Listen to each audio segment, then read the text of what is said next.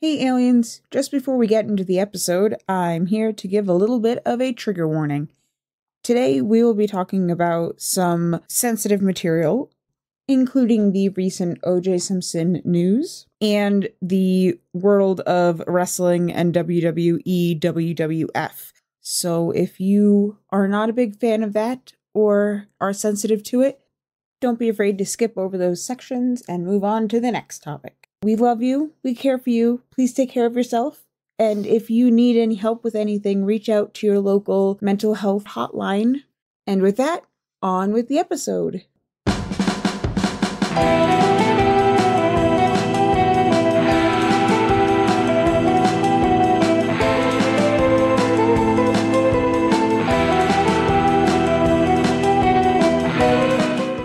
Aliens, welcome back to Area 51 and a half, where we talk about all things science fiction, fantasy, horror, and pop culture. I am your host, Spooky Uncle John. With me, as always, is my co-host and producer, Snyderman 501 Nick Snyder. And where's Ren? We don't have a Ren this week. Where's Ren? Ren is down in the States for an 1812 seminar weekend for they do reenacting. Oh, cool.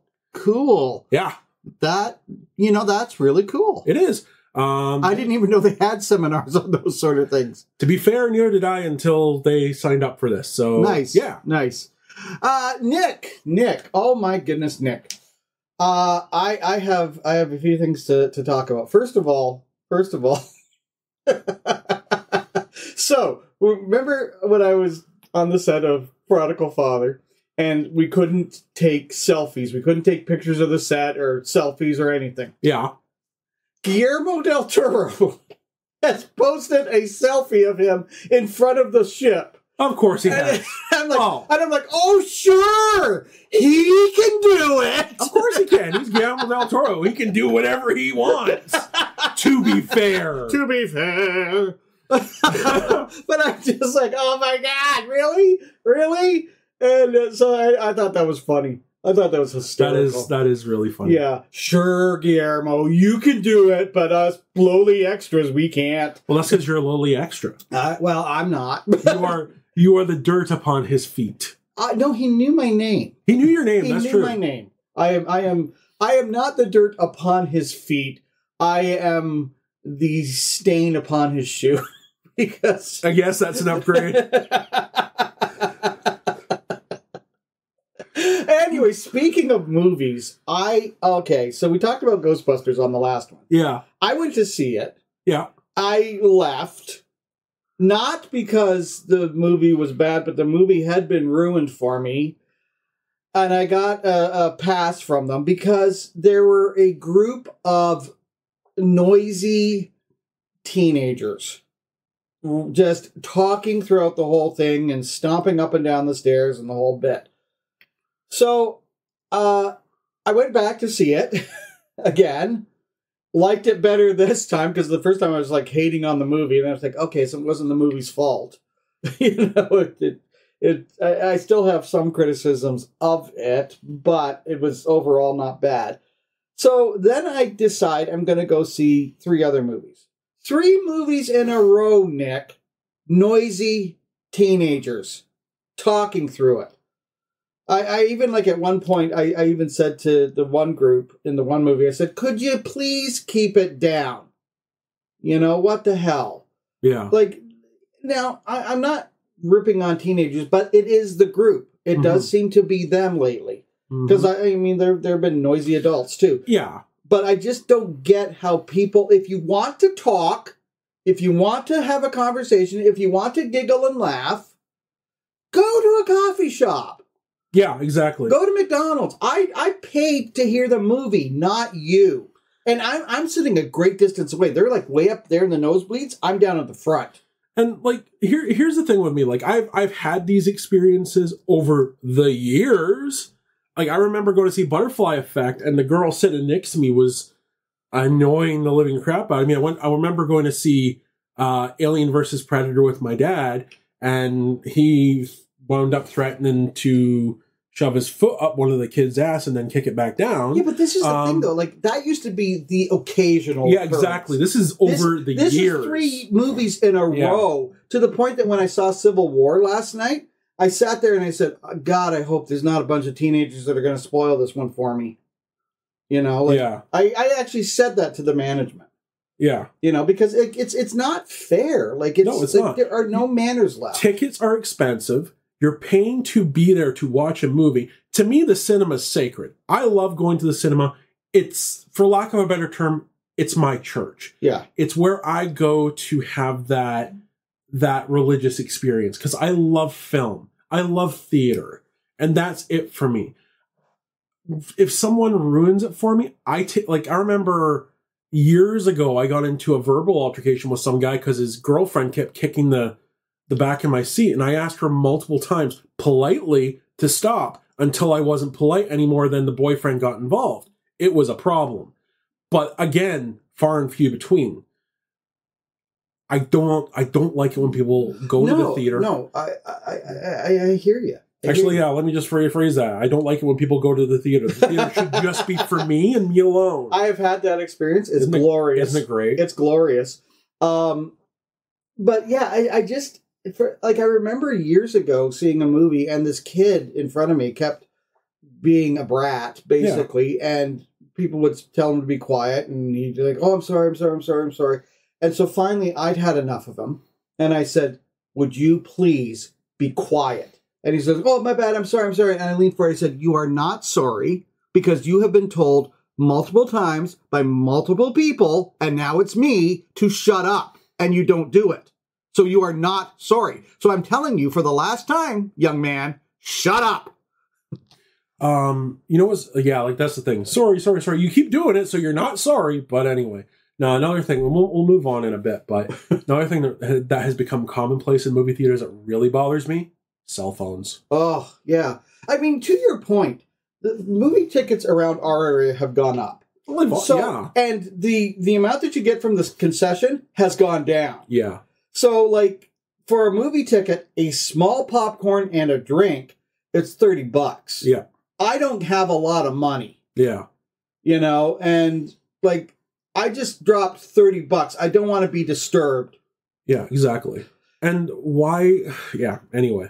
Speaking of religious experiences, two of those movies that I saw were Immaculate and The First Omen. So, folks, this is your spoiler alert. Spoiler alert. Spoiler alert. Spoiler alert. So, as I mentioned, Nick, I saw Immaculate and The First Omen. So I saw Immaculate first, and then I saw The First Omen within, like, nights of each other. Nick, they're the exact same movie. That's hilarious. I'm not even being hyperbolic. I'm not even kidding. Beat for beat, story-wise, everything, even some of the scenes, the exact same movie. I think somebody sat there and went, hey, we got a double whammy here. Let's just change a couple things, and we can make two movies! That's hilarious. Oh, my God. Now, here's the thing. Both movies were really, really well done. Okay? Both of them have to deal with, basically, the Catholic Church doing buffoonery and these unwanted pregnancies. And, like, there's thematically, beat for beat's the same movie. So, thematically, you always have this idea of my body, my choice, violence against women being stuck in a situation where they are being abused, where they can't get out of it, all that kind of stuff. So I get the theme of it, and that makes really for great horror stories. Yeah. But here's the thing. If you're only going to choose one, because they were both wonderfully done. Like, they're good movies in the way they're constructed, the way they're acted, the way they're presented. Choose Immaculate. And I'll tell you why. Why? Because Immaculate is a fresh and original story. First Omen screws up the story of the Omen. Really? Yeah. Because this is the thing, like, we've always said about movies not being able to, like, oh, well, you can just watch the original and this doesn't taint it. No, that's not true. It does taint it because it changes the story. It changes it. So this is a prequel to the original Omen with Gregory Peck. Right. the original Omen, you know, it's like Damien's mother died in childbirth, blah, blah, blah, blah, blah. Yeah. Whatever, right? That is a solid story. That, like, even if you don't have to have this Omen 2 and Omen 3, that's a solid story. But in that trilogy, that is about Damien's rise. Right. You know, so that, I get it. Like, Omen 3 is not a great sequel, but I get the trilogy. So if you're doing that story, that's the story. You don't need the prequel. All right, that's not, it's kind of like Rogue One. We didn't really need to know how they got the plans to Princess Leia. It's a great movie, but it's irrelevant. And it's the same thing here with the First Omen. It doesn't need to be told. The story does not need to be there. But if you're going to do it, you have to honor the first one. Yeah. And they didn't do that because Damien's mother has to die. She can't become this idea at the end where she survives, that Damien has a twin sister, and they're going to just go off with this whole other, you know, Omen thing where she is this badass heroine. Now, what kills me is that the girl that plays Damien's mother in this has gone on to say, I think it was her. It might have been the girl that did Immaculate. They're the same movie, so it doesn't matter who said it. But they said about, well, it's good and it's about time that women have claimed horror. What? What? The amount of feedback that she has gotten for this very stupid statement, because it's like, people are like, well, I guess Ripley doesn't exist. I guess there's no Laurie Strode. Heather Langenkamp from Nightmare on Elm Street. And they are like, women and horror. It's synonymous with it because that is the heartbeat of it.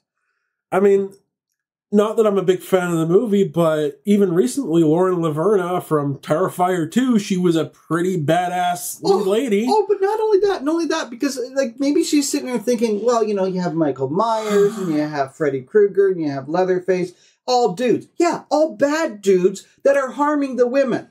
Okay, but what? You know, and that's the idea of we've said this before, that's the idea of the devil's avatar coming for the dude because you're sinning. They're morality tales. Yeah. You know? So... But even so, you have Reagan. Yeah. You know, the Omen is like the Exorcist isn't about the Exorcist. Yeah. I mean, but even if you look at other horror movies as well, you got The Orphan, you've got Ma, you've got oh god, the one with the two girls, Mama. I think it was Mama. Like, yeah. Like The Last House on the Left. I Spit on Your Grave. These are horror films where the woman is not like the horror genre is a widely diverse genre that features strong men, that features strong women, that features strong everybody, because at the end of the day, someone has to rise up at the end to defeat the monster. Jeepers Creepers. Jeepers Creepers. Prime example. It's such a beautiful line because it's meta. Where Derry is going to go down into the well, and she sits there and she says, you know that moment in a horror movie where somebody does something stupid and everybody hates them for it? This is it. Yeah. Boy, was she right. That's such a meta line. And it's all this whole thing about her chasing her brother and trying to save themselves from the creeper. She is the lead. Yeah. She is the lead. She is the lead, yeah. And, you know, in Halloween, okay, Donald Pleasance is the lead, but so is Jamie Lee Curtis. Yeah. They are the leads. Yeah. Girl, do your homework. Yeah, exactly. Do your homework. But I just have to sit there and say, you know, I've railed enough against it. There are things in this movie I did not need to see that actually disturbed me a little bit. That I'm just like, you know, on the big screen, I did not need to see that. No, thank you. I'm not going to tell you what it is because I don't want to spoil that part of it. But if you got to choose between the two, see Immaculate.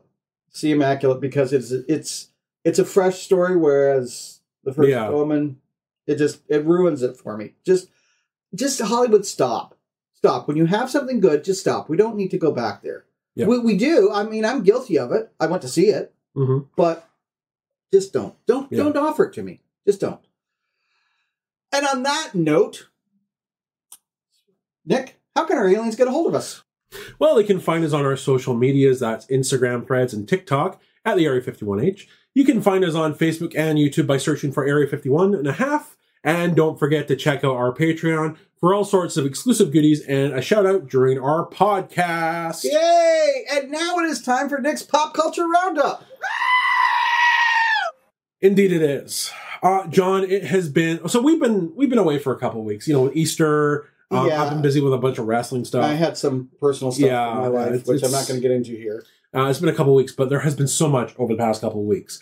There's been a plethora of movie news. It's legitimately hard to boil it down. Some exciting, some questionable. From the announcement of a Transformers G.I. Joe crossover, a reimagining of the Blair Witch Project from Lionsgate and Blumhouse, and a series of Avatar: The Last Airbender animated films coming to theater. It was a packed couple of weeks, but here's a few I'd actually like to really kind of highlight here. So there's going to be a Chris Farley biopic starring Paul Walter Hauser. It's being produced by Lorne Michaels. I'm excited to see that because Chris Farley was a huge part of the 90s for me. Him and David Spade, his comedies with David Spade were a huge part of my growing up. So I'm excited for that. Another thing, Daniel Roebuck, Grandpa Munster, is going to be playing Santa Claus in Terrifier 3. Now, we already know that Terrifier 3 is taking place during Christmas, which is interesting. But more interesting for me is how Santa Claus is going to play into it. Is he going to get terrorized by art, or is he going to turn out to be the unsung hero of the Terrifier franchise? That's really interesting. I don't think that they're going to waste Daniel Roebuck's appearance in this. No. But, the Terrifier movies, I mean, oh my God, you talk about your body horror and your gross out. Like, I don't think I could handle it on the big screen. I've never seen them on the big screen. Me either. Because they just don't play around here because they're independent. But, I mean, now I met David Howard Thornton at Frightmare in the Falls in Niagara Falls last autumn. Nice guy. Really nice guy. Yeah. And very opinionated politically. Oh, really? Yes. If you follow him on Facebook, you will. He does not hold back. And you know what? I love him for that. It's like, do I always agree with him? No. But it's nice to see that he doubles down on his opinions. But he's a wonderful guy, actually, if you meet him. But to be able to play this pantomime clown with such veracity, and it's a mime kind of thing. Like, there's no lines. It's all facial. It's all body language. Yeah. It's all how he's brilliant. It's amazing, just amazing. So I'm looking forward to that. And with the addition of Daniel Roebuck, nice little cherry on top of that sundae. Oh, 100%. Now, I mentioned earlier, there's a Transformers G.I. Joe Last Airbender animated film coming from Paramount. Paramount's also planning, and this is, I am in, Paramount's also planning a live-action R-rated adaptation of the acclaimed Ninja Turtles graphic novel, The Last Ronin. And I cannot wait for that. You are a Turtle fan. Yeah. A huge, huge Turtle fan. Came out in the 80s, when I was a teenager. Loved the Ninja Turtles. I haven't followed it completely. Tell me about the idea of it being an R-rated. So The Last Ronin is a graphic novel that takes place in the near future. It follows one of the turtles because the other three are dead. Sadness ensues. Sadness, graphic violence, and just terror ensues. And one of the hooks of it is that you don't know which Ninja Turtle is the Last Ronin until the very end of the book. Oh, okay. So you don't know who has survived, just one of them has. Right. Splinter's dead, the three of the brothers are dead, and it's, So it's a feel-good movie of the year. Feel-good movie of the year, absolutely. It's going to be, if like they do it live action, it's R-rated, it's going to be visceral, and it's going to be awesome. But they need to make sure that they market that properly. Yeah. Not like Sausage Party. So, John, over the past few weeks, as I said, we've been busy over the past few weeks. One of the things that I've been dealing with is a very poor customer service issue from a company in Toronto called Game Shack. Okay. I had, you know me, I love my Dungeons and Dragons. Yeah. One of my favorite characters is Drizzt Do'Urden, who is the main character in the Crystal Shard and has been featured throughout Dungeons and Dragons. So, as part of the 35th anniversary of the Crystal Shard of Drizzt, they released a couple of different miniature packs. Now, these things are expensive. These are like $70, $80. Right. So I ordered the Drizzt Do'Urden Family and Foes pack. 7 figures, $70. All right, great stuff. I ordered it. It comes from Game Shack. That's not bad. 7 figures. Yeah, $10 a figure. Yeah, that's not bad. It comes from Game Shack in Toronto. And guess who's missing from the pack?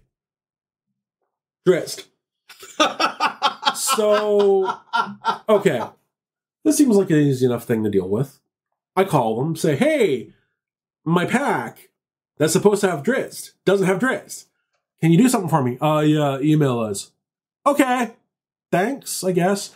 So I emailed them, and their response was basically deal with it yourself. What exactly did they say? Do you remember? They told me to contact WizKids, which is the manufacturer. Okay. And I'm like, that is poor customer service, because like if it had been me, and I've dealt with, like, I've been working customer service for many years. This is your career. This is what I do. So maybe I'm being a little hard on them because of that, but it wouldn't have seemed difficult to me to go, okay, sorry that happened. Let's see what we can do for you. I'll contact, if it's a case of they don't have another one in stock, I'll contact WizKids and see what we can do. We can arrange some kind of refund, something along those lines. Right. That's what I would have went to as a customer service representative. Right. These guys just went, contact WizKids. Okay. So I did that. Never heard back from WizKids, which it sucks to begin with. But I also reported them because you're able to report sellers. And I also went ahead and filed a credit card dispute, which I've never had to do before. So to make it right for myself, I was able to find the specific figure I was looking for on eBay. So now I have the set. Cost me a little bit more than I wanted to, but there it is. So to our listeners, this is kind of my buyer beware thing, because I'm not telling you not to do business with these people, but I am asking that you put some thought into it first. Because if that's how they treated me, it's how they're going to treat everybody else. You know, it's interesting that I know this isn't the foray of our forum, but customer service anymore just blows, no matter where you go. Yeah. Well, I mean, even if you, yeah.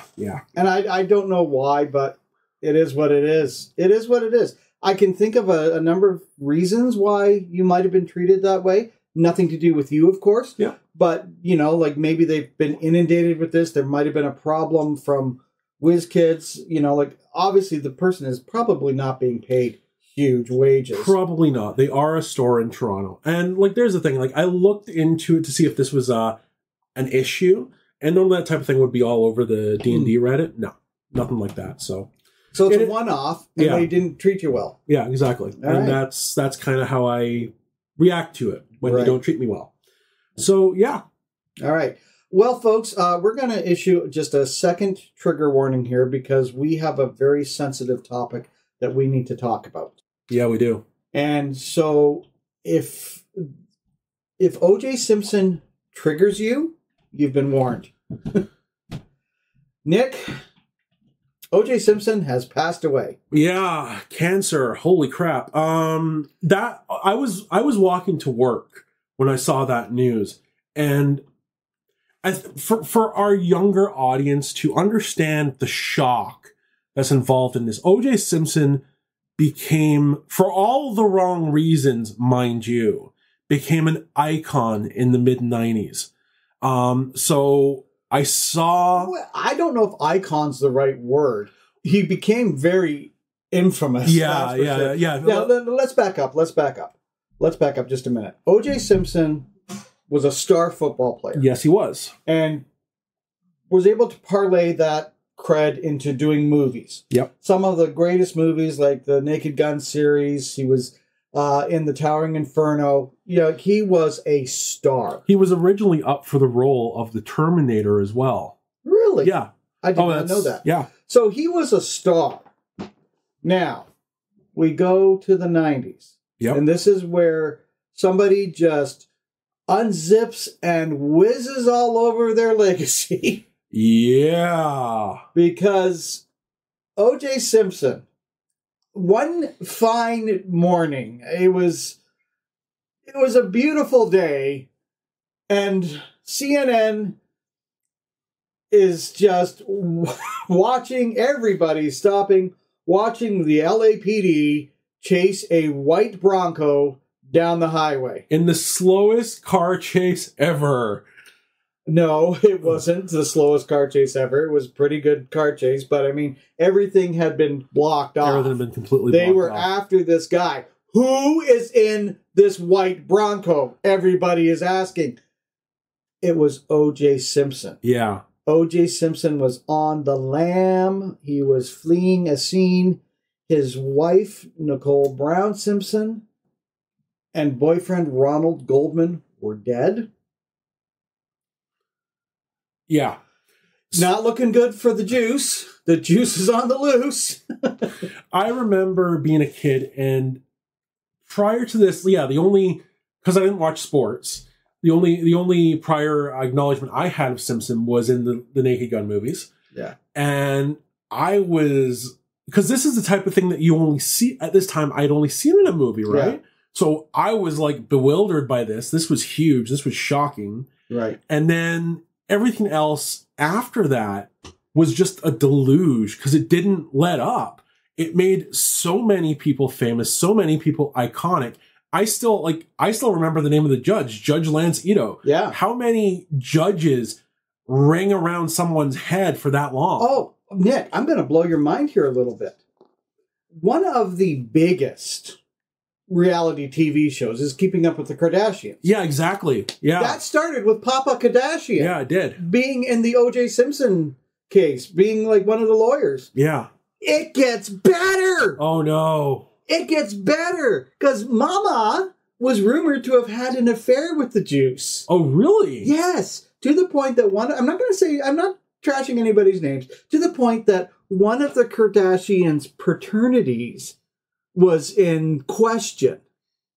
Now, the problem with OJ dying is the fact that this brings up all kinds of trauma. It brings up trauma for the Brown family, brings up trauma for the Goldman family, brings up trauma for the Kardashians, because the Kardashian in question was being inundated with all kinds of things when she posted this little thing about her, working out, and they're like, yeah, where'd you get that booty from? That stuff like that. So it's bringing up racism. It's bringing up all kinds of things. So this is one of those trials that has never gone away.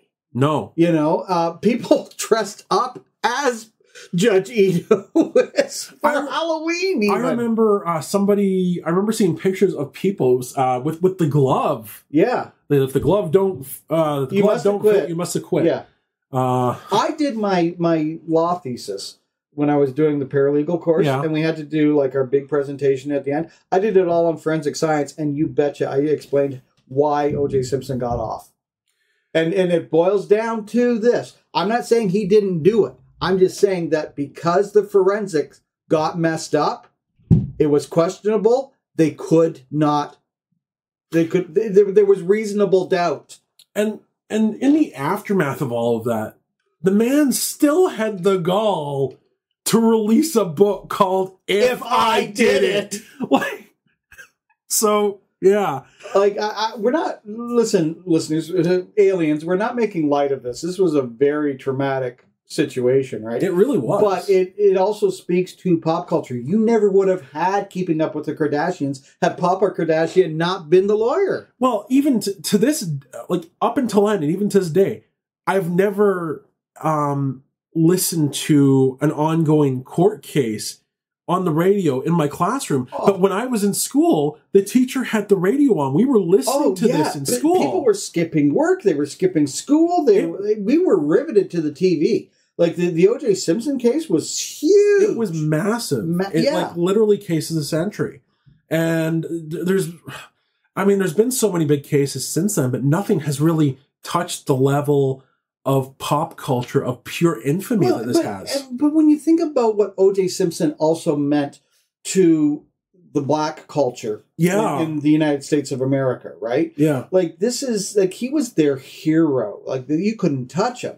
And then all of a sudden there's this, right? So, and not only that, but this was only like 2 years after the Rodney King incident. Yeah, this was 94. You know, where the LAPD beat Rodney King basically to death. And it's like, so, I mean, there was a lot of conflicting emotions going on at that time. Yeah. And the media really tried to divide white into black. Like, anybody who was white, it's like, no, he did it. And that's what the media tried to sort of portray, which wasn't really fair, because the black community wasn't saying he didn't do it. The black community was just wondering, are we going to see a fair trial? Yeah. And I guess that's kind of the difference. Like, you saw this as an adult. I saw this as a kid. I wasn't aware enough to understand that's what the media was doing. Yeah. I just remember the excitement around it. And yeah, it's a horrible situation, but at the end of the day, we got excited about stuff like this. It's not so much that the media was doing it. It's just that that's the thing that they do, because the media stopped being about the story and about the facts, and it's become about the ratings. Yeah. So if you can do something hyperbolic, if you can do something that's controversial, if you can get, people stirred up, then you get to sell the story on your network. Well, and this is one of the stories that really I'm not going to say it started it, because it didn't, but this is what cemented the whole idea of ratings for journalism that we now see today. Yeah. The effect that this had on not just pop culture, but society as a whole and media, is huge. I mean, like, when there's an American trial, like, you think about Oliver North and the Iran-Contra hearings, right, in front of the Senate. America celebritizes people, when they shouldn't be. Marsha Clark had to change her hairstyle in the O.J. Simpson trial because they thought she was too dowdy. See, and there's the thing is, like, if you look at a lot of the big time cases that's happened since then, American media is just chasing the dragon. They're trying to get that same sensation from the OJ case. And that's just, honestly, that was... Well, they've been doing it all along, but the OJ Simpson case just blew the lid right off of it. And so then like, anytime they can make a celebrity out of anybody. The Octomom. Yeah, exactly. She's not a celebrity. She's just like... Casey Anthony. Yeah. Like, even when you get into Monica Lewinsky and Bill Clinton, that's a huge story, right? But it's like, they still did this whole idea of celebritizing Monica Lewinsky. This not innocent, but this poor little intern who was kind of a victim of somebody who was in power over her. Yeah. Yeah. And that's kind of the thing. And this is my last thing I'll say about this is the news media has a real wicked way of taking people who should not be in the pop culture pantheon and placing them directly there. Yeah. Like, if I cannot sit here and say that Monica Lewinsky is not pop culture, because she 100% was back in the 90s. Yeah. Yeah. And, and that's the thing. It's like, they will even do this with the president of the United States of America. You'll see them on celebrity magazines. They're not a celebrity. They are a politician. They are the leader of your country. And they do not celebritize them. Please just don't. But anyway, one final thought that we want to do before we move on to our main topic is that if you are in a situation of domestic abuse, please reach out to the various organizations that can help you. We'll have phone numbers in the write-up for the show. So, Nick, all of this happened after we'd already planned what our show was. Yeah. So there's no easy segue, but we are going to be talking about something that is near and dear to my heart, near and dear to your heart, something that was just ran rampant in the 80s. Yep. Everybody knew it, whether you were a fan or not, and that is Hulkamania, brother! All right, so before we get into Hulkamania, so as I mentioned earlier, I've been busy with wrestling stuff over the past couple weeks. Me and a couple buddies, we got to go see AEW Collision live at Budweiser Gardens in London, Ontario. So I learned something about myself that night. If I go see a live wrestling show, the critical glasses are off. I can't do it. I am a teenager again. I'm having a good time. It was so much fun. There was a lot of surprises. I marked out the entire night. And something that was really a nice surprise was Tony Khan, the owner of AEW, comes out at the start of the show to thank everybody for coming, and comes out at the end again to thank everybody for coming and saying, we'll be back. So that was really cool. He seems like a super nice guy. He seems like a total nerd. I love him. I feel like I could be friends with him. But such a fun show. There was some nice surprises. The only thing I can really say where I would criticize them is gimmick your tables so that they break properly. Other than that, though, I had a ton of fun. Amazing show. Would love to go again. But you know what? This is the sort of thing, like, I know that the wrestling factions existed. Yeah. You know, and then Vince McMahon buys them all up. But I really feel that modern day wrestling really was built on Hulkamania. It was. It and we're talking about it because it's what? How many years now? 40 years of Hulkamania. So, and WrestleMania 40 just happened. Right. Which was in itself amazing. The Raw. This kind of ties in because with Hulk Hogan and with some other wrestlers, you remember them as they are. They are now sometimes. And you forget just how good they could be. And what they were. Yeah. And I'll talk about that a little bit more with the Ultimate Warrior match. But with The Rock was at this year's WrestleMania competing in a tag team match.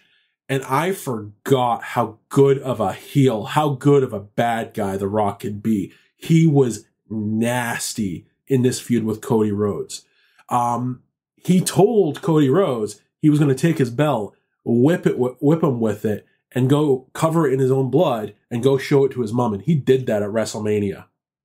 It was wicked. Dude, you need to see the build up to this match and the match itself. Wow. It was insane. All in all, great night, great show.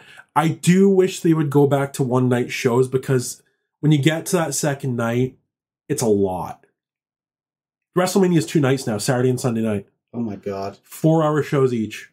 It is a lot. Though really cool though. One thing I do want to bring up, then we'll move on to Hulkamania. Seth freaking Rollins is very flamboyant in his entrances. And on his match with Drew McIntyre, he came out with the Philadelphia Mummers, who are these they do these parades and they wear these big, extravagant costumes.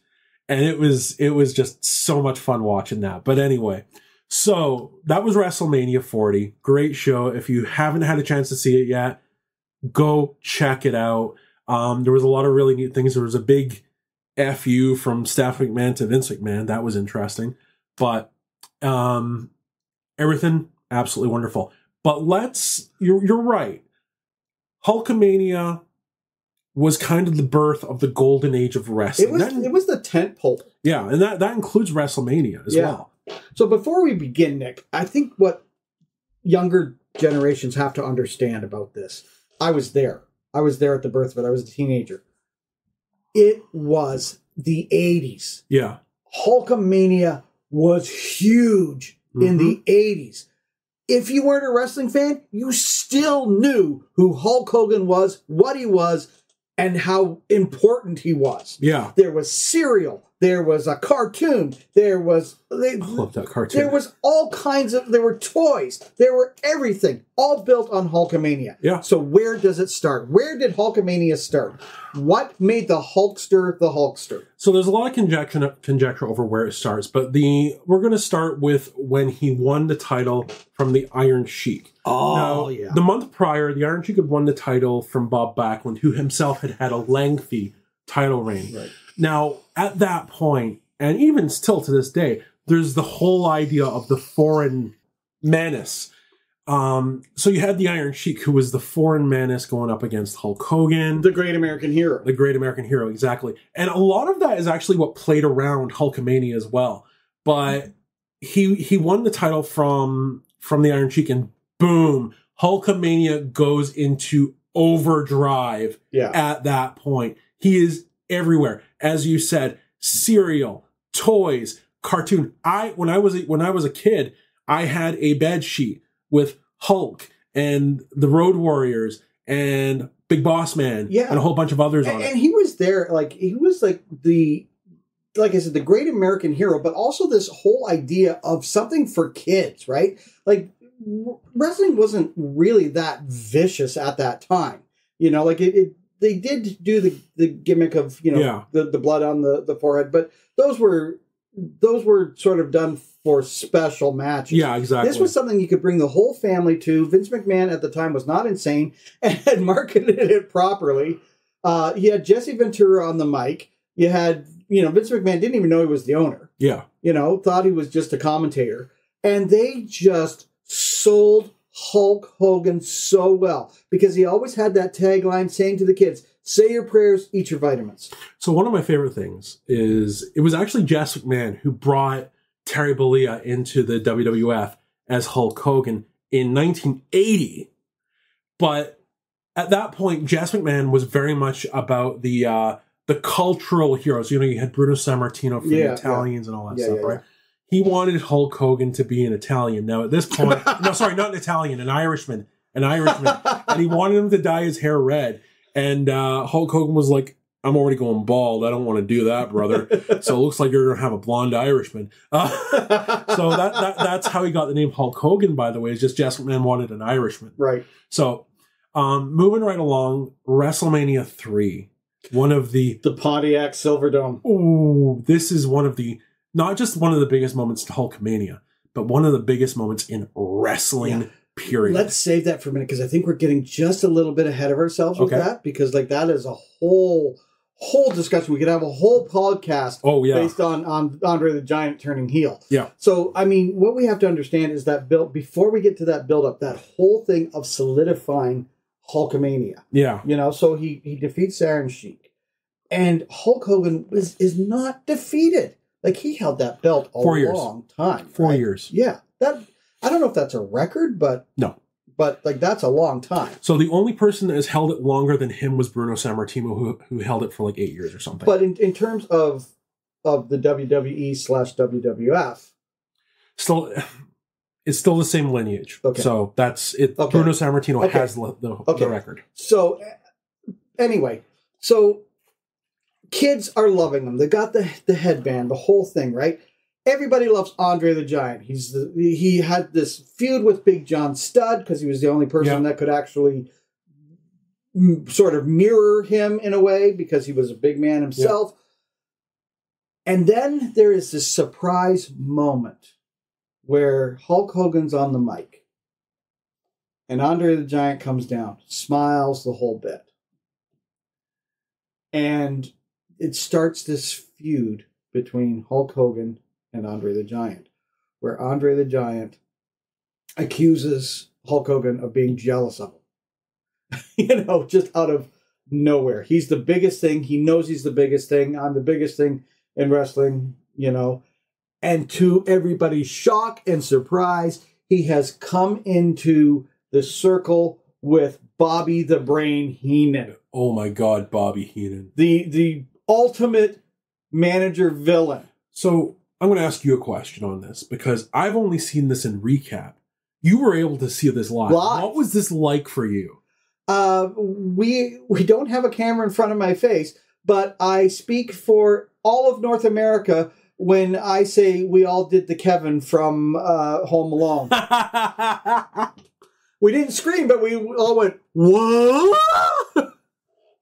It must have been such a shock because, like, it was a shock because who didn't love Andre the Giant? Exactly, and I know Andre's career up to that. Very well loved guy. Never really, he played a heel a couple times when he was younger, but in the WWF he was never a heel. He was always this big guy that was he was an attraction. Yeah, and never portrayed as a heel in WWF. And you've got Hulk Hogan, just like seeing all this because these are the attraction for me as a small kid to all of this. Yeah. I don't think I didn't see WrestleMania 3 live because I was too young, but these are real life superheroes. Yeah. That's what you have. You have Hulk versus Captain America. and legitimately in the ring. Yeah. And it's amazing. Yeah, and and the whole thing too is like this is the power of it. At Parkside, where you and I both went to high school, but different years in the 80s, Mr. Jenkins got a hold of like these Hulkamania tapes. Yeah. And noon hour, we got to go into the big lecture hall and watch it. That's awesome. It was just amazing. That's how big it was. And it was crowded. And I even had fellow students going, I didn't think you'd be into wrestling. It's like for years with my dad.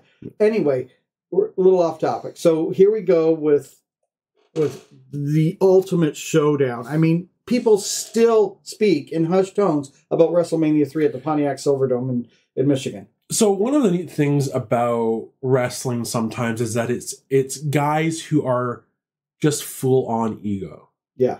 And that can even happen with Andre the Giant. There were people backstage watching this going, I have no idea if Andre is going to do business here because he doesn't have to. Hulk Hogan has gone on record for saying it's the only match he was nervous about because he didn't know if Andre would let him lift him or not. Yeah. Now, true to Andre's good guyishness, he of course did. Yeah. And it created one of the biggest moments in wrestling history. Yeah. One of the most rewatched moments in wrestling history. Yeah, and it was really one of the penultimate matches. I mean, like when you talk about matches, I mean, it doesn't get any bigger than this because you always expected pretty much Andre the Giant to come down and win. Yeah, like the only person that might have been able to win against him was Big John Studd, who coincidentally I think was managed by Bobby the Brain Heenan. I think so, yeah. So this is that whole idea of the good script writing here, right? Yeah. Where he's like, well, if I've got this big guy and I can't beat Andre the Giant with him, why don't I bring Andre the Giant over? If you can't beat him, join him. Yes. And let's go after Hogan. Let's get him that belt. Which is such a Heenan move. Yeah. Because he was a weasel. Yeah. But I loved him. He was so good. So yeah, Andre the Giant. And we all know who Andre the Giant is. Like, he doesn't need to be described. He doesn't need to be introduced. Whether you know him from movies or you know him from wrestling, you know who he is. Yeah. And he's just so big. And even, the way Hogan lifted him, you could see he was still struggling. Yeah. Which makes sense. Oh, of course. And it's just, the story behind it. Doesn't matter how big your pythons are. That is a heavy, heavy man to try and lift. Yeah. And so just imagine this whole beautiful scenario where Andre the Giant is coming down the ring, and he's not walking down to the ring. He is on like a cart of some sort. He's on like a transporter, and they are bringing him to the ring with Bobby the Brain Heenan. It's just massive, and the crowd is just going wild. And then you have Hogan's signature theme song, "Real American." Yeah. Like, it's just, the crowd is nuts. And that stare down between the two of them. Right up to it, yeah. Neat little Easter egg I found in my current 2K24 wrestling game. If you play as Andre the Giant in the WrestleMania 3 arena, he comes down in the cart, which is just cool. But I remember the match ending and Andre being so angry. He gets back in the cart, and you can see that he's just moving his arms, signifying people, not that anybody's actually in his way, but he's moving his arms around to signify people to get out of his way. He was so angry. He played that so well. And he's yelling back at Hogan, and Heenan's just there with his face in his hands. He didn't think it would happen. And Heenan's facials and his ability as a manager was bar none the best. Yeah. So good. So Hogan defeats Andre the Giant. So, and that was the thing, is Hulkamania was based around taking on the best of the best of the best. Hogan worked with the people that if Hogan wasn't in WWF, they would be the top of the card. Yeah. Andre the Giant. And of course, Macho Man, Randy Savage. So we have the forming of the mega powers. Now, this is when I actually started becoming conscious of wrestling when I was a kid. And it was really cool because Savage and Hogan were both faces, but they did not like each other. Yeah. They were bitter rivals. Macho Man was a face, yes, but he was one of those faces that was also a bit of a heel. Tweener, as they're called in the business. Yeah. So I mean, he had this sort of arrogance, and I remember the way that they built things up in the 80s is so much better than the way they build things up now, because there was this whole idea of here's the new guy, Randy the Macho Man Savage. Oh yeah, and he's amazing. He's doing like the elbow from the top rope. It's fantastic. Who's he gonna Who is he gonna pick as his manager? And everyone, Bobby the Brain Heenan, is it Classy Freddie Blassie? Is it Mr. Fuji? Who's it gonna be? None of them. Comes down with Miss Elizabeth. Yep. And of course, teenage boys went, good choice. Yeah. Very good choice. And so there's that whole thing, because that's what you're talking about. And I remember the match, and I can't remember who it was that was beaten up on Macho Man. Honky Tonk Man. Was it the Honky Tonk Man? Yeah, it was, yeah. Miss Elizabeth is beside herself. Yeah. She doesn't know what to do because the beating is going on and on and on. And she eats herself back to the back. Yeah. And everyone's like, what's she doing? Well, the crowd, viewers at home, just astounded. Who's she come out with? Hulk Hogan. And Hulk Hogan just looks at her, and he's confused, and he's like, what's going on? And she's trying to drag him, to, and she's pointing at the ring and saying whatever improv thing she's saying. And Hogan looks at her and looks at the ring and looks at her, and he's like, yeah, okay, I'll do this for you. And he goes, and what that is one of those moments in WWE that just proves how good they are at milking a moment. Yeah. Because they will just draw that out until the crowd is ready to just break. Yeah. Crowd is salivating at this point. Yeah. And then there was the stare down afterwards, after the ring is cleared, between Savage and Hogan. Because, this is the thing. And then, of course, Savage extends his hand and Hogan takes it, and they're buddies.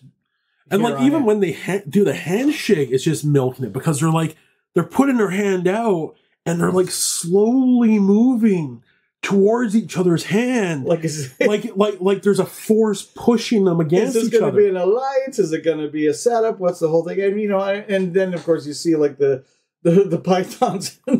Yeah.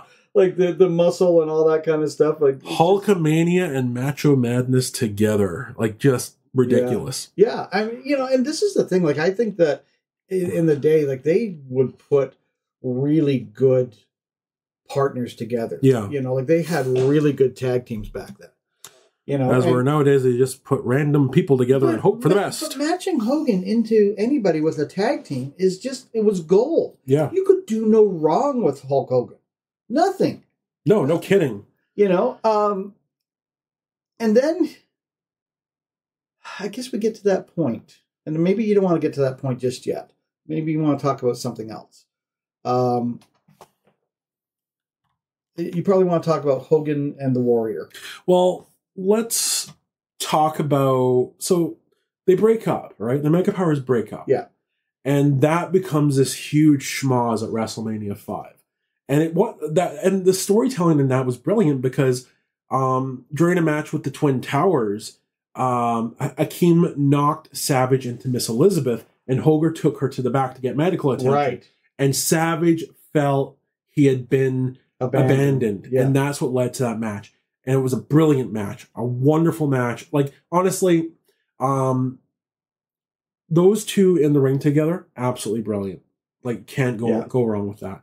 But yeah, with Ultimate Warrior, that was WrestleMania 6, right? Now, I've watched that match recently. And remember when I was talking about The Rock and I said you kind of remember them as they are now, as opposed to what they were good at? Yeah.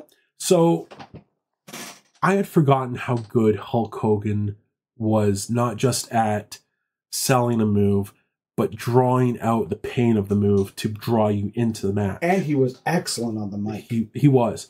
So one move that I've always been kind of, that's cheesy, is the bear hug. Right. Because your arms are free. You could just clap him in the head. Yeah. But during this match, Warrior has Hogan in the bear hug. And Hogan is selling it. He looks like he is in crippling pain.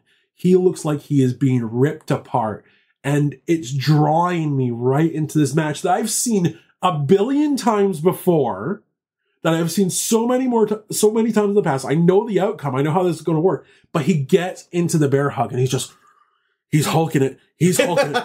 And it just draws you so into it. I was just going to talk about that. I was just going to talk about Hogan's finishing move, because it is like the lamest finishing move ever, but he sells it because that was the whole king. That was the thing that got us all in a frenzy, is that, it looks like Hogan's losing, looks like someone's going to beat him. He can't beat Hogan. No. And then he hulks out, as we started to call it, and then he's like, he'll get himself out of that situation, and he'll pound on the guy, and he'll knock the guy down, and then he'll give him that great big leg drop, and it's game over. So here's my thing with that. I will attest that is not a lame finisher. For some people, it would be. But if that leg came down over your head. What I mean is, it's not lame, but what I mean is, when you have like Bret Hart's sharpshooter, when you have like the tombstone, when you have the DDT, when you have the camel clutch, and then you have Hogan leg drop. But he made it look good, and he made it look good. Credible. And you're right, because of his size, that sells it. Yeah. Now, when he wrestled in Japan, he didn't use the leg drop. He used a clothesline. He used the axe bomber, which was a crooked clothesline, and he was a lot more technical. He used a lot more holds in Japan, but yeah. So anyway, so listen, the Ultimate Warrior on that mic. I mean, like, oh my God, when the stars align, Hulk Hogan, take control, Hulk.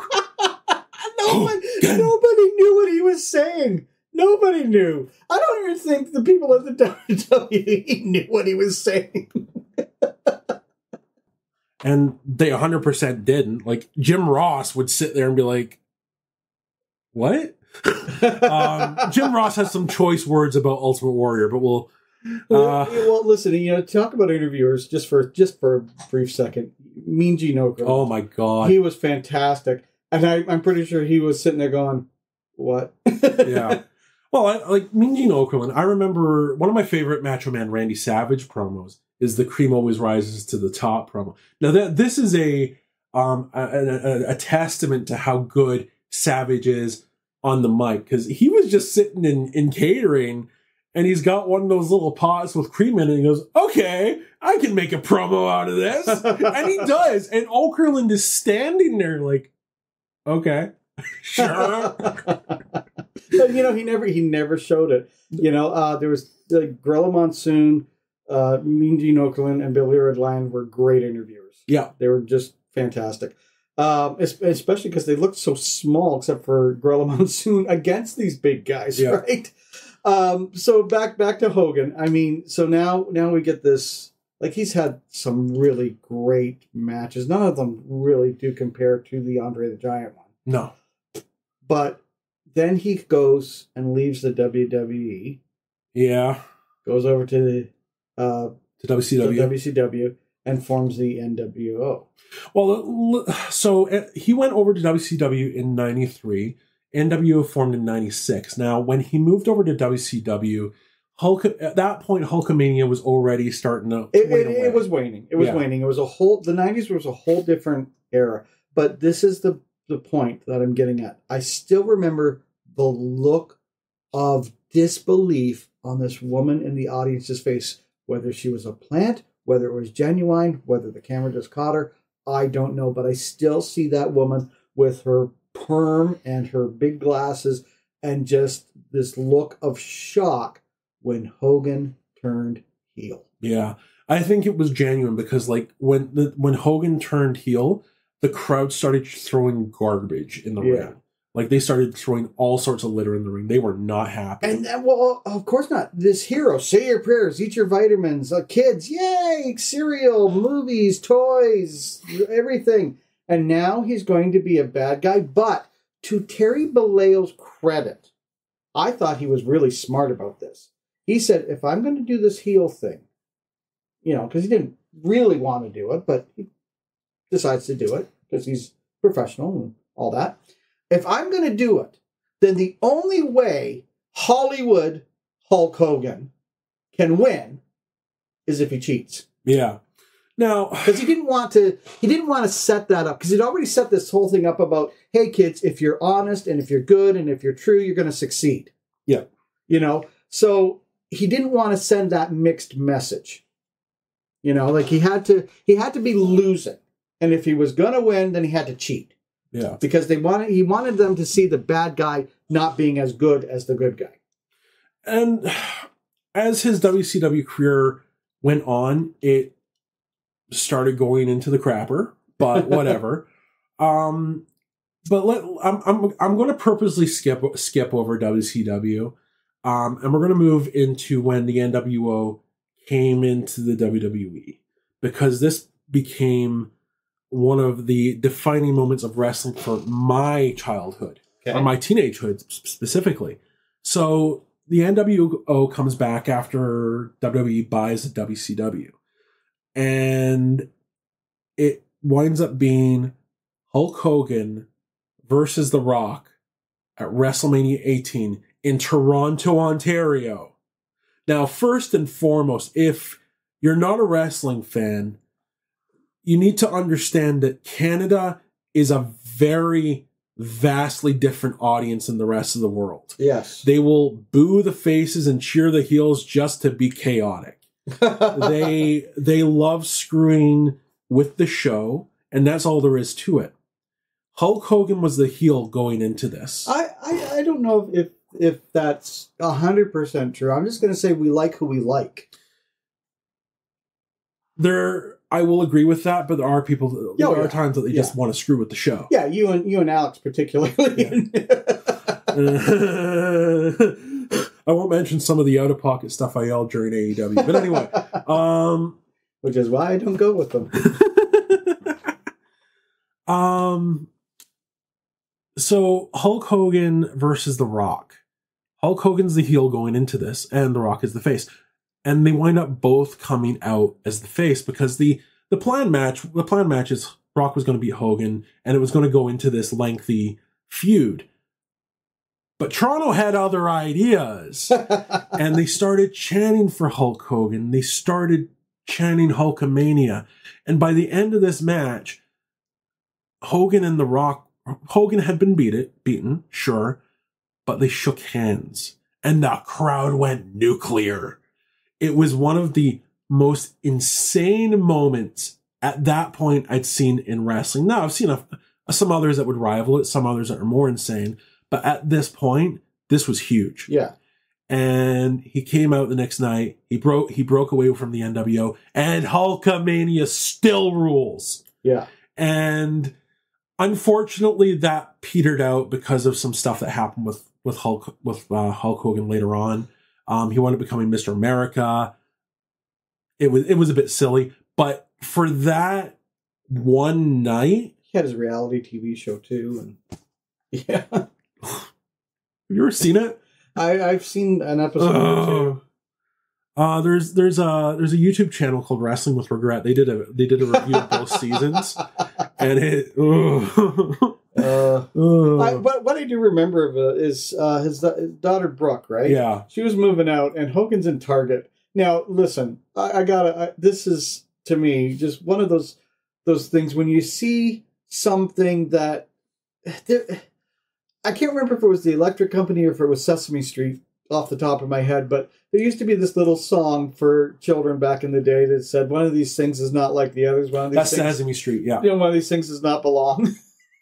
When you see Hulk Hogan pushing a Target cart and just filling it full of stuff for Brooke's apartment because she's moving out, that's what goes through your mind, because he doesn't know what to get. But he's going to make sure his daughter has everything that she needs. And he's like in housewares, and it's like a set of tongs, she needs that. And, he's just pulling the stuff off the shelf. The cart is like full of stuff, right? Like I've never seen a cart so packed full of stuff. And people will say, this was probably done just for the show or whatever. I don't think so.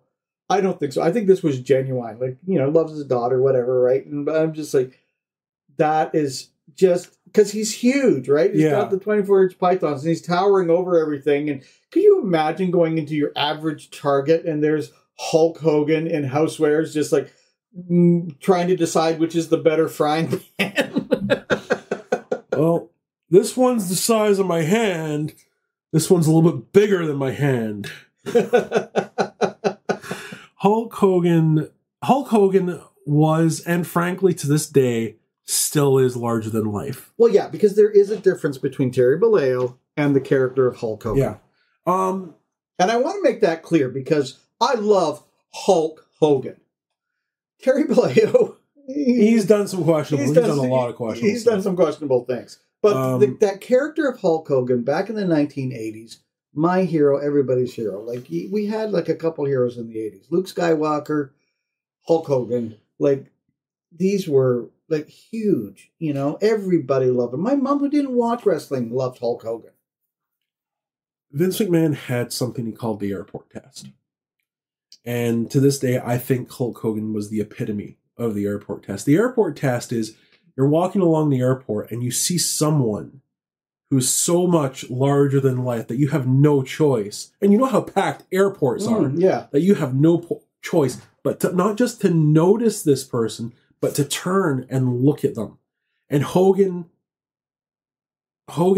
defined that because he was, throughout the 80s, throughout the 90s, he was a real-life superhero and supervillain. Yeah.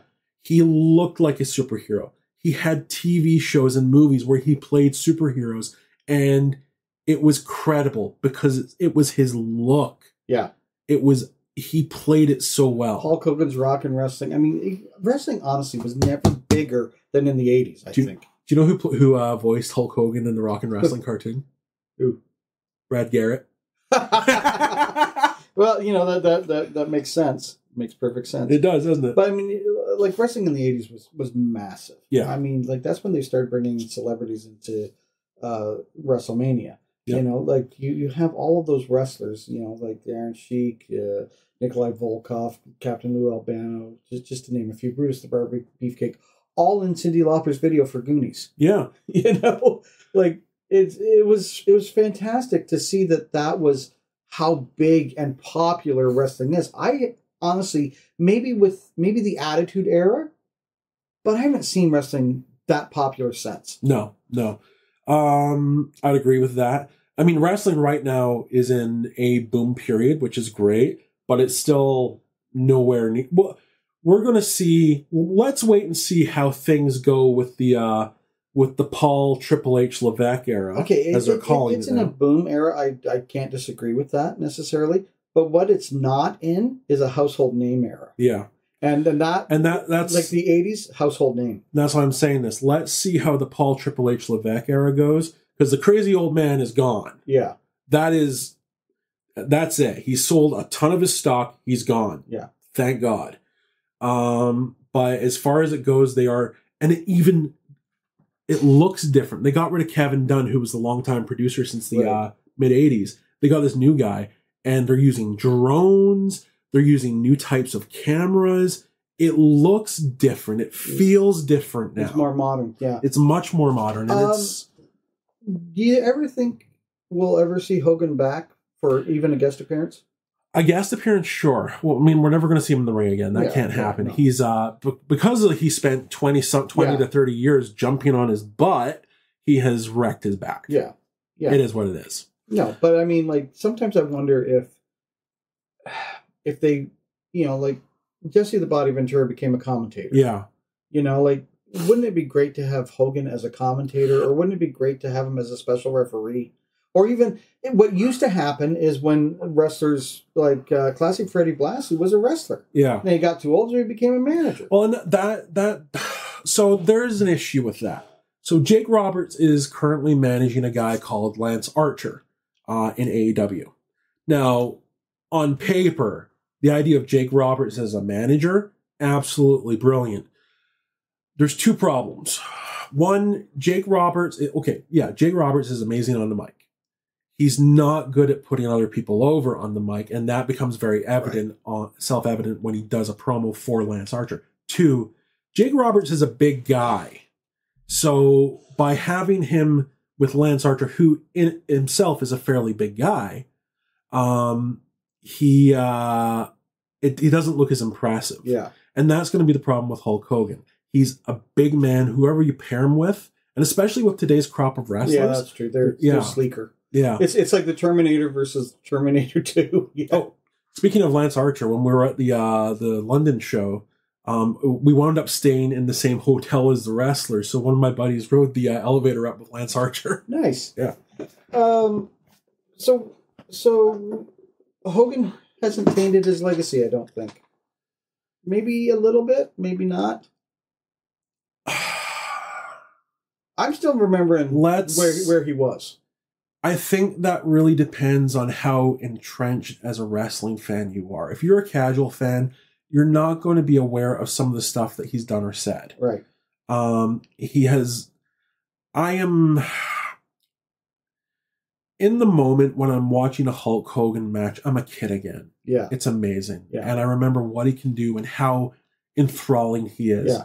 But as a wrestling fan, I look at some of the stuff that he's done, said, or outright lied about, and it's hard to forget that. Yeah, and that's why I said earlier about the separation between Hulk Hogan, the character, and Terry Bollea. Yeah. Because Hulk Hogan, the character, don't badmouth him. Yeah. Don't badmouth him to me. That was, as a Gen Xer, don't badmouth Hogan to me, because that was everything in the 80s. It was how I bonded with my father. Yeah. It was just, it made wrestling riveting, because we didn't get the big guys on the average show. Yeah. They had special shows where we saw the big guys. Yeah. Where we saw the A-listers. Other than that, it was usually a mid-carder and a jobber. Yeah. And if one of the A-listers did come in, that was amazing on that wrestling show. So you had to go to the special events to see them. Saturday night's main event was one of the first forerunners of the modern, and the stuff that they did. I talked about this with Jake Roberts over at London Comic-Con. Mm-hmm. That moment where he attacks Randy Savage at his and Miss Elizabeth's wedding. Yeah. And he brings out the asp, and, it's like that was the stuff that you would only see then and there. Whereas now you kind of see that on the average show. Yeah. Oh, that you're hitting a sensitive spot for me. Yeah, that is true. Okay, so I just want to talk about Damien for a second. The not the character from The Omen, but Jake Roberts' Snake. Yeah. So when they did that scene, that snake actually bit Savage. Yeah. And prior to, Savage is like, well, he says to Jake, well, you let it bite you. I'm not letting it bite me. Why would I do that? Well, I'm not going to do it if you don't let it bite you. And so Jake said, okay, fine. So he backstage, he's like, all right, here, it's going to bite me. It bites him. And Savage goes, okay, fine, I'll do it.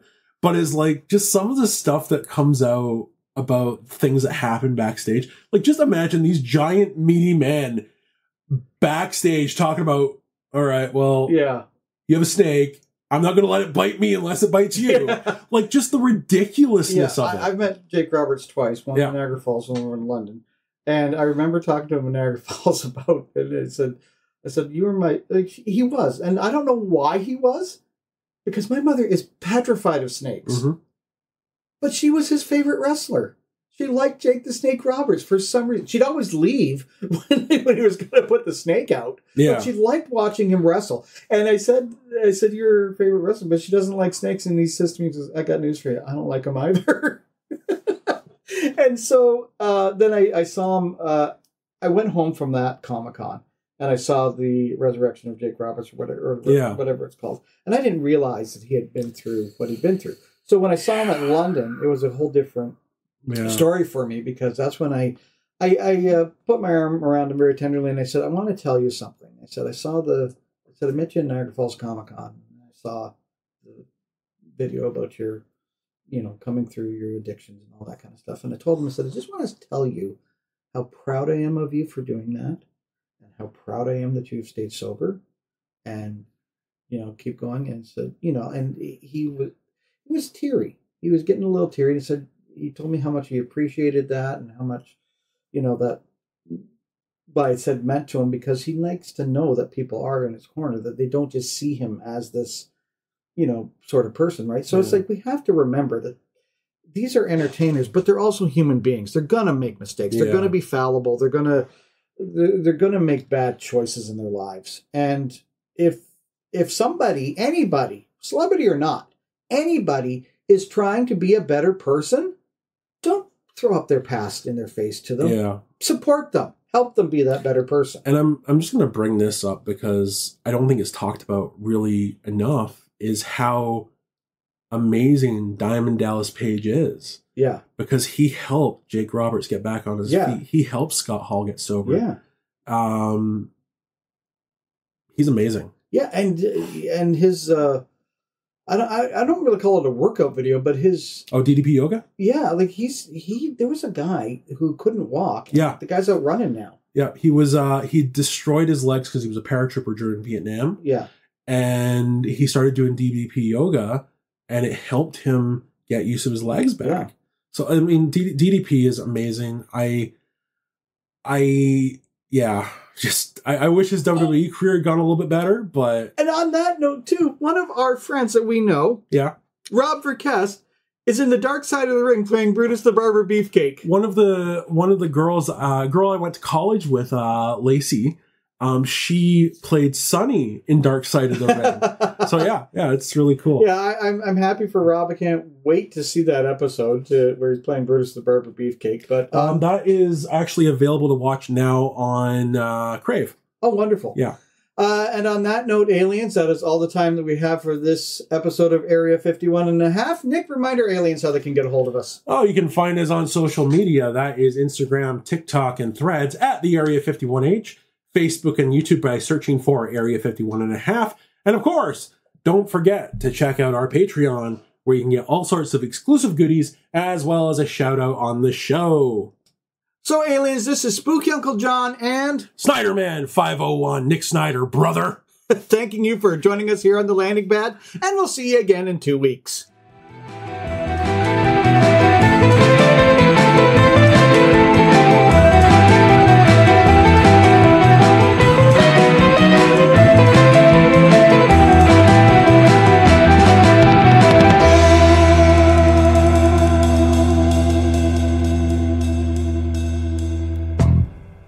I pity the fool. I pity your mama. I pity your mama's fool.